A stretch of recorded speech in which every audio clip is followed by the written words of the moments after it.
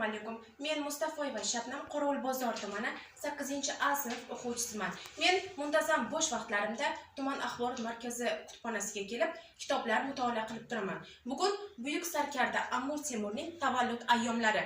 Darvoqe, Amir Temur 1336-yil 9-aprelda tavallud topgan bo'lib, u davlatni kuch adolatda shiori ostida boshqarganlar. Men ularning Temur tuzuklar kitobini o'qib tugatganman va sizlarga ham tavsiya beraman.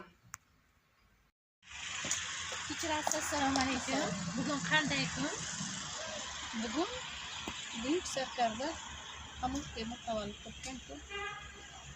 Amir Temur bobomiz davlatni qanday shior ostida boshqarganlar? Kuch adolat shior ostida. Rahmat sizga. Sog' bo'ling. Assalomu alaykum. Yurtimizda bugun qanday kun? 9-aprel bugun buyuk sarkardamiz Amir Temurning tavallud topgan kunlari. Rahmat sizga. Sog' bo'ling. Assalomu alaykum. Assalom. Bugun qanday kun? Bugun tavallud topgan kunlari. Qayerga boryapsizlar? Tuman axborot markazi. Amir Temur to'g'risida kim she'r ayta oladi? Eshitamiz. Men aytaman. Amir Temur ulug' bo'ldi, so'zi to'yga to'la bo'ldi. U arbob tanlashga boshlagan elin keksa yoshi va bor dunyo bor hayot Temur bobo barhayot. Barakalla. Hammalaringizni tuman axborot kutubxona markaziga kutib qolamiz. Marhamat.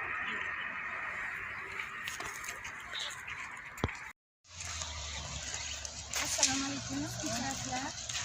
Bugun qanday kun yurtimizda? Amir Temur bobolarımızın qo'ldan sirlari. Amir Temur haqida qanday ma'lumotga egasiz? Bobomiz to'g'risida juda katta ma'lumotga egasiz. Sarkarda buyuk sarkarda deganlar kishi. Yurtimiz uchun ko'p kurashganlar. Mamlakatimizga ko'p hissalarni qo'shganlar. Yana Temur tuzuklariga yozilgan, shuni yoshliklaridan to'ki shu oxirgi umrlari qadar hamma ma'lumotlar berilgan. Temur tuzuklari kitobiga.